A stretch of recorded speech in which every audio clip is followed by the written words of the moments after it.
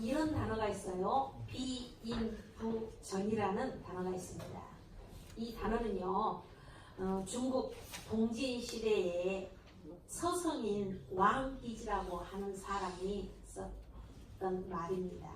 이 서성이라는 것은 뭐냐?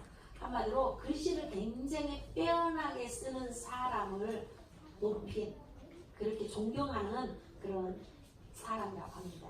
근데 이 사람이 바로 이 비인부전이라는 뜻을 썼는데, 이 비인부전이라는 뜻이 뭐냐? 합당한 인물이 아니라면 예나 도를 전해주지 않는다, 이런 뜻입니다. 한마디로 어떤 말을 했을 때 받아들일 만한 그릇이 안 되는 사람이라면 예나 도를 전해주어도 그 가치를 알지 못하기 때문이다, 이런 뜻이 있습니다. 그러기에 아무리 고귀한 진리나 은총을 준다 할지라도 받는 사람이 그 가치를 모르면 무의미하다는 것입니다. 그래서 돼지에게 진주를 줘도 그게 고귀한 줄 모르는 것처럼, 오래전에 여러분 우리 전라남도 신안군 근처의 앞바다에서 많은 물건들을 여러분 실은 배들이 침몰했습니다. 그래서 거기에서 유물들이 많이 발견했죠. 근데 이렇게 그물에 걸려오는 그 안에 뭐 이런 도자기라든지 그릇이라든지 이런 것들이 발견됐는데, 그 주민들은 그 가치를 모르니까 그 자기로 된 하얗게 된 그 자기 그릇을 개 밥그릇으로 사용했다는 그런 이야기들처럼 말입니다. 오늘 이 비인부전이라는 이런 말의 뜻처럼 예수님께서 이제 동생을 위해서 집을 떠나신 후에 예수님의 모친 마리아의 그 엄마의 마음을 매우 복잡하게 만들고, 또 많은 무리들이 이걸 알지, 예수님이 그렇게 많은 말씀을 가르치시고 병자들을 가르치시고 그랬음에도 불구하고 무리는 무리로 속해 있는 것을, 그런 모습을 우리가 볼 수 있습니다. 많은 수많은 사람들이 예수님의 말씀을 듣기 위해서 모였고, 또 병고침을 받는다는 소식이 들려서 또 자기들의 눈앞에서 먹을 것이 풍성해지는 걸 보면서 아마 감격스러워 했을 것입니다. 그래서 아마 마리아가 생각할 때는 정말 가브리엘 천사가 자기에게 말한 것처럼 하나님의 아들일 수도 있겠다, 이런 생각을 했을 것입니다. 또 그뿐만 아니라 바로 마리아는 늘 이 예수님에 대해서 남다르다고, 자기 자식이 자기가 낳았지만 남다르다라고 늘 생각을 가지고 살았을 것입니다. 그런데 어느 날 충격스러운 소리를 듣죠. 그건 바로 당신 아들이 미쳤다라는 소식입니다. 여러분 한번 생각해 보십시오. 여러분의 자식이 미쳤다라는 소식을 들었는데 그러냐고 고개를 끄덕일 사람이 얼마나 있을까요? 그래서 마리아가 사람들이 너의 아들이 미쳤다는 소리를 듣고 동생들을 데리고 이제 예수님을 찾으러 갑니다. 그 말씀이 오늘 본문 31절 이하에 나오는데요. 그때 예수의 어머니와 동생들이 와서 밖에 서서 사람을 보내어 예수를 부르니, 무리가 예수를 들러 앉았다가 여짜오되 보소서 당신의 어머니와 동생과 누이들이 밖에서 찾습니다, 이렇게 말합니다. 여기에서 예수님의 동생들에 대한 설명이 좀 필요하겠죠.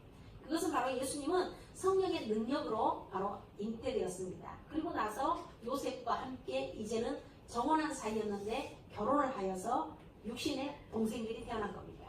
이 동생들이 누구냐? 우리가 잘 알고 있는 듯이 야고보서를 기록한 야고보와 또 유다서를 기록한 유다가 바로 예수님의 동생들입니다. 이게 마리아가 지금 야고보와 유다를 데리고 그 여동생까지 데리고 함께 예수님을 찾아온 것입니다. 많은 사람들이 보세요, 당신의 어머니하고 동생들하고 누이가 찾아왔습니다, 이렇게 말합니다. 이때 예수님의 반응은 어땠을까요? 자칫 들으면 듣는 사람이 오해할 수 있도록 예수님이 아주 엉뚱한 말을 합니다. 보세요, 33절에서 대답하시되 누가 내 어머니며 동생들이냐? 둘러앉은 자들을 보시고 이르시되 내 어머니와 동생들을 보라는 거예요. 어떤 사람들? 지금 둘러앉아 있는 사람들을 보면서 다 그 사람들이라는 게 아니라 그 다음에 누구든지 35절에 하나님의 뜻대로 행하는 자라야 내 형제요, 자매요, 어머니다, 이렇게 말합니다. 여러분, 어머니가 찾아왔다 한다면 여러분 버선발로 뛰어나가서 맞이해야 되는 거 아닌가요? 아닌가요? 그거는 우리 조선시대 이야기죠. 유대인이니까 아마 맨발로 뛰어나가야, 샌들 신었으니까 맨발로 뛰어나가야 될 것입니다. 그런데 예수님께서는 어머니와 동생들이 찾아왔다고 했음에도 불구하고 안중에도 없다는 듯이 방 안에 이렇게 앉아있는 사람들을 둘러보시면서 누구든지 하나님의 뜻대로 행하는 자라야 내 형제고 자매고 어머니다, 이렇게 말합니다. 여러분, 이런 예수님의 말씀이 이해됩니까? 아마 성질 급한 사람 같으면 이런 호로 하면서 뒤에는 동글동글 말하지 않겠지만 아마 손이 번쩍 올라갈 수도 있을 것입니다. 그런데 예수님께서는 전혀 그런 것과 상관없이 지금 말씀하시는 거죠. 하나님의 뜻대로 행하는 자. 그렇다면 여러분, 예수님이 지금 당신의 어머니와 형제들을 가볍게 여겨서 이런 말씀을 하시는 걸까요? 그건 아닙니다. 오히려 예수님께서는 육신으로 태어난 이 세상에서 맺어지는 어머니와 동생이라는 그런 인간적인 관계보다도 훨씬 더 중요한 관계가 있음을 지금 말씀해주고자 이 말씀을 하시는 것입니다. 그것이 바로 뭐냐? 하나님의 말씀대로 여러분 행하는 자. 그래서 하나님의 말씀을 행함으로 맺어지는 그런 본질적인 관계를, 지금 영적인 관계를 말씀하고자 하는 것입니다. 육신적인 것만 아니라 영적인 것. 그래서 이 일을 통해서 우리 성도들은 바로 너희들이 땅에서만 속한 관계가 아니라 우리 모두는 하늘에 속한 관계가 돼야 바로 예수님의 형제이고 자매이고 어머니가 된다. 이걸 우리에게 말씀해주고자 이렇게 표현한 것입니다. 그렇습니다. 우리는 하나님의 사람들로서 성도입니다. 성은 어떤 거룩한 성입니다. 우리는 하나님의 그 길을 걷는 거죠. 그렇다면 여러분, 우리는 성도라고 한다면 이 세상 사람들과 어떻게 달라야 할까요? 세상 사람들은요, 모든 것을 여러분 결정할 때 세상적인 기준으로 판단하고 결정합니다. 그래서 지난 주일에도 말씀드렸지만 세상 사람들은 어떤 자격이 갖춰지고 조건이 갖춰져야만 부릅니다. 그러나 우리 주님은 세상적인 기준이 아닙니다.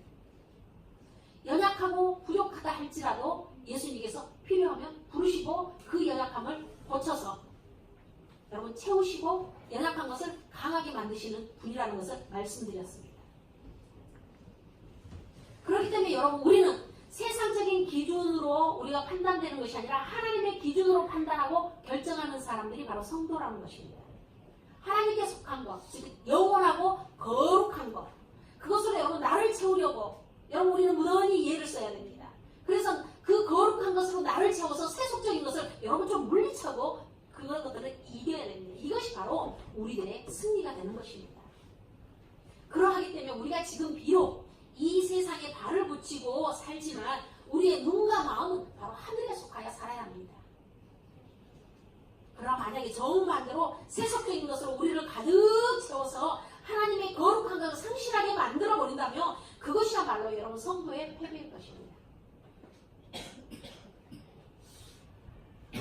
이걸 모르는 것은 아닌데 다 알고 있어요. 여러분 우리 모두가 알고 있습니다. 그래, 나는 성도야. 거룩하게 살아야지. 세상적인 기준에서 판단하지 말아야지. 그럼에도 불구하고 어떤 사람을 선택하려면 세상적인 기준에서, 세상적인 조건에서, 자격에서 오는 그 사람을 바라봅니다. 그렇기 때문에 이렇게 세속적인 것, 그런 것들을 여러분 내 가슴에 채운 나머지 거룩한 것을 보지 못하는 경우가 너무 많이 있습니다. 그렇기 때문에 우리가 좀 전에 말씀드린 것처럼 비인부전은 어떤 자격을 갖추지 못했기 때문에 아무리 중요한 도가 있고 예를 가르쳐 줄 수가 없다는 것이죠. 오늘 본문이 바로 그런 내용을 우리에게 말씀해주고 있습니다. 먼저 여러분, 마리아와 예수님의 동생들이 찾아오기 전에 예수님을 먼저 찾아온 사람들이 있었죠. 그 사람들이 누구냐면 예수님의 친척들입니다. 본문 21절에 보세요. 예수의 친족들이 듣고 그를 붙들러 나오니, 누구를? 예수님을 붙들러 나오니 이는 그가 미쳤다 하밀러라, 이렇게 말씀합니다. 그렇다면 어떻게 예수님께서 이렇게 미쳤다라는 소문이 퍼졌을까요? 이런 소문이 퍼진 이유가 여러분 뭘까요? 그것은 바로 서기관이라고 하는 거예요. 마태복음에 보면 바리새인이라고 하는 사람들이 예수님을 모함했기 때문입니다. 오늘 본문 22절에 보니까 이렇게 기록하고 있습니다. 예루살렘에서 내려온 서기관들은 그가 바알세불이 집벽하며 또 귀신의 왕을 힘입어 귀신을 쫓아낸다 하니, 이렇게 기록하고 있습니다. 이 서기관들이 누굽니까? 당시의 유대사에서 대표적인 지식인의 계층입니다. 선생들입니다.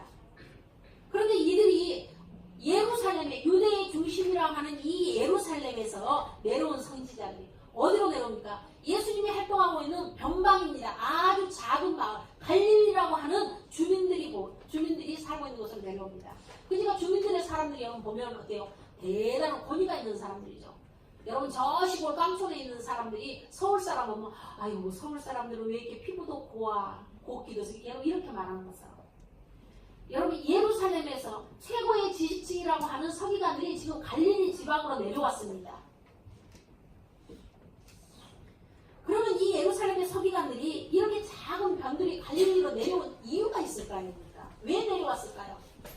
그것은 바로 예수님께서 병든자를 고치고 귀신을 내어쫓고 자기들이 가르치는 것과는 전혀 다른 하나님의 나라에 대한 거, 예수님의 이런 가르침이 예루살렘까지 들린 것입니다. 그러니까 그 소문의 진상을 알아보기 위해서 지금 갈릴리까지 내려온 것입니다. 근데 그들이 서기관들이 예수님이 하는 것을 보고서 이렇게 말하는 것입니다.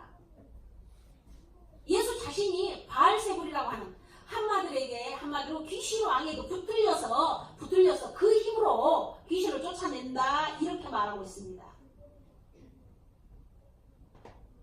이 사람은 미치지 않고서는 이렇게 할 수가 없다. 서기관들이 이렇게 소문을 낸 겁니다.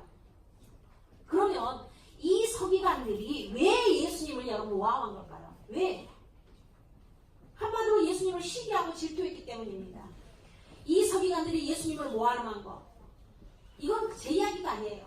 바로 성경에서 분명하게 말씀하고 있습니다. 마태복음 12장 22절에서 23절에 있는 말씀입니다. 이것이 오늘 우리가 읽은 마가복음과 같은 내용을 담고 있는데요. 함께 읽어보겠습니다. 시작. 그때에 귀신 들려 눈 멀고 말 못하는 사람을 데리고 왔거늘 예수께서 고쳐주시매 그 말 못하는 사람이 말하며 오게 되니라. 무리가 다 놀라기에 이는 다윗의 자손 아니냐 하니. 여러분 보세요. 사람들이 귀신 들려서 보지도 못하고 말도 못하는 사람을, 불쌍한 사람을 예수님께 데려옵니다. 그러니까 예수님이 귀신을 내어쫓아요. 귀신을 내어쫓으니까 말도 듣고 말도 하게 됩니다. 그러니까 사람들이 놀라서 야 다윗의 자손 아니냐? 이렇게 말합니다. 여러분 이 다윗의 자손이라는 표현은 뭡니까? 한마디로 메시아라는 표현이 있죠. 그러니까 사람들이 그것을 보고 저 사람이 메시아이구나, 하나님의 아들이구나 이렇게 여긴 것입니다. 그러니까 이 광경을 보고 있는 이 서기관들의 마음속에 시기와 질투가 솟아오르는 것은 여러분 당연한 것이죠. 아니 보세요. 예수님이 명문가 출신이에요. 그렇다고 많이 배운 사람이에요. 바울처럼 가말리엘 문학에서 서울대 나오는 사람이에요. 카이스트에서 여러분 공부한 사람이에요. 아닙니다.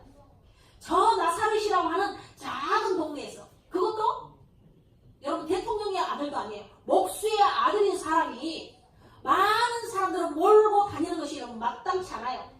그런데 그 사람들 입에서 저 사람은 메시아 아니냐? 다윗의 자손 아니냐? 이렇게 말하니 얼마나 싫겠어요. 그러니 서기관들은 사람들에게 야 메시아는 무슨 메시아? 이 예수는 바알세불이라 그 귀신 왕에게 붙잡혀서 귀신에 불과해. 우리가 누구냐? 우리는 예루살렘에서 온 서기관들이야. 우리 말을 믿어. 저 사람 미친 거야, 미친 거.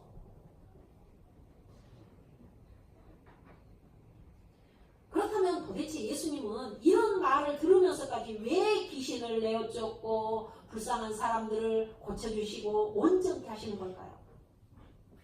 여러분 서기관들이 생각하는 것처럼 사람들에게 인기 없고 여러분 어떤 자기를 메시아로 등극하기 위해서 그런 일들을 하실까요? 아닙니다. 예수님께서 그렇게 하신 이유는 우리 인간들을 너무 불쌍히 여기시고 구원하려고 하시는 하나님의 뜻을 이루시기 위함입니다. 여기에 바로 삼위일체 하나님의 사랑이 나타나는 거죠. 보세요. 예수님을 메시아로 보내신 분이 누구입니까? 성부 하나님입니다. 그리고 성자 예수님은 하나님께 순종하여 이 땅에 오셨습니다. 그리고 말씀을 가르치시고 병을 고치시고 사람들을 온전하게 하셨습니다. 그런데 이 일을 혼자만 하시는 게 아니라 이 사역에 성령께서 함께 하신다라고 예수님이 분명하게 말씀합니다. 그것이 마태복음 18장 28절에는 보면 당신께서 귀신을 내어 쫓는 것이 성령께서 하시는 일은 분명하게 우리에게 말씀합니다. 한번 읽어볼까요? 시작. 그러나 내가 하나님의 성령을 힘입어 귀신을 쫓아내는 것이면 하나님의 나라가 이미 임하였느니라. 아멘. 내가 귀신에게 바알세불에게 힘입어 산 게 아니다. 그리고 내가 내 자체로 하는 것이 아니라 바로 성령께서 성령의 힘을 입어서 내가 귀신을 내어줍니다.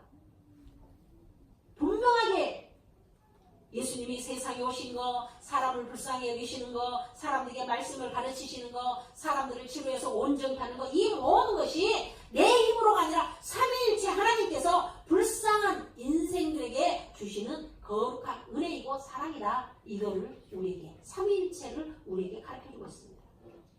그런데 지금 여러분, 서기관들과 바리새인들이 예수님을 시기하고 경쟁하고 여러분 질투하는 거, 이거 하늘의 일입니까? 세속적인 땅의 일입니까? 말할 것도 없이 세속적인 땅의 일입니다. 서기관들은 예수님을 자신의 경쟁자로 여긴 거예요.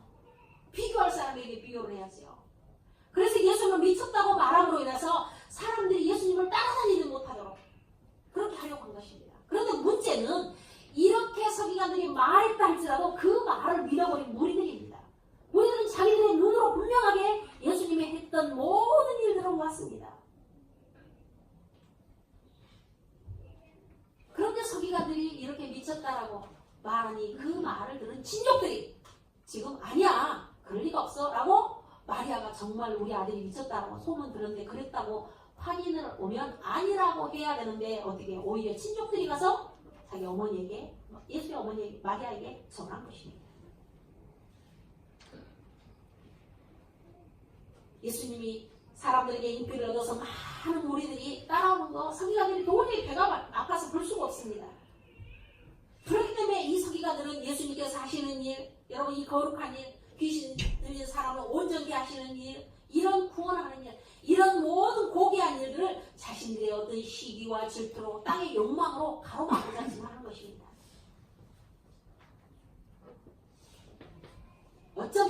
어쩌면 아닙니다.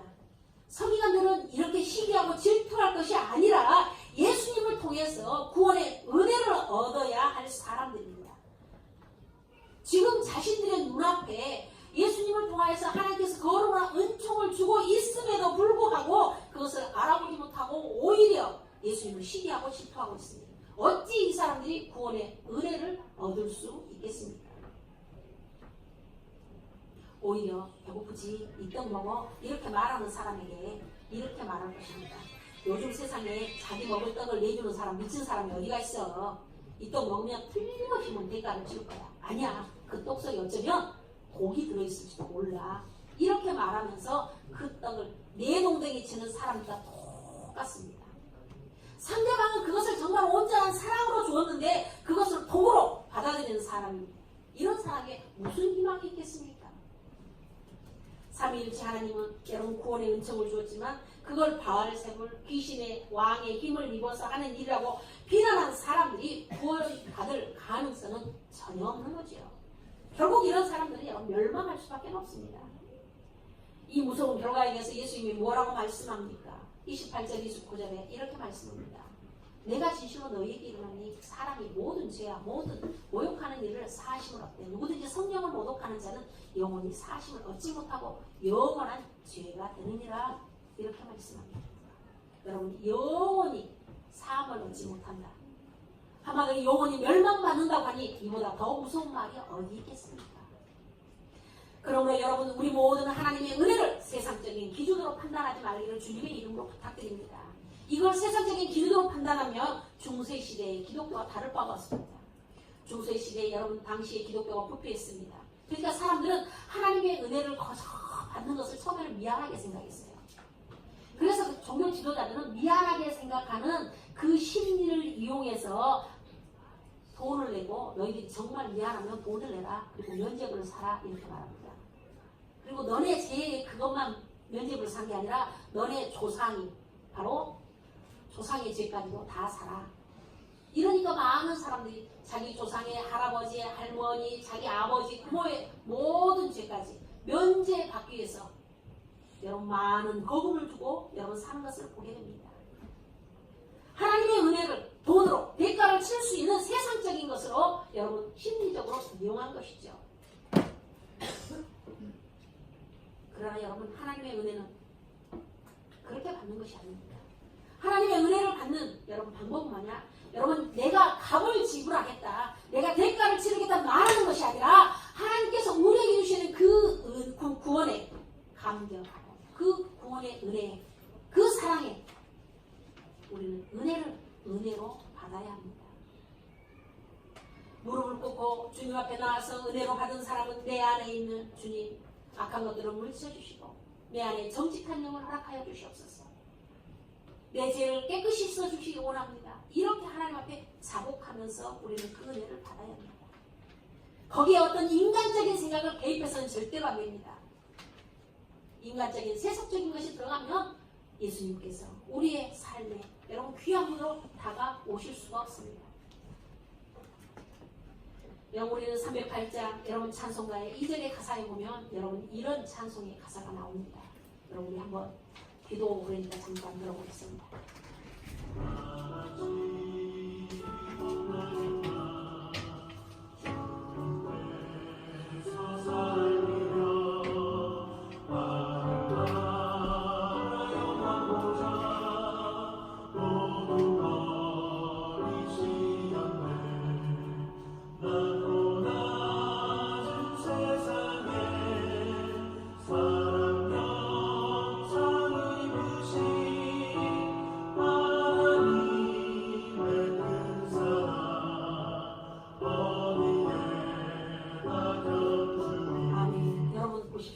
거룩한 일을 우리는 세속적인 마음으로 해서는 담아서는 안 된다는 것을 마음에 새겨야 됩니다.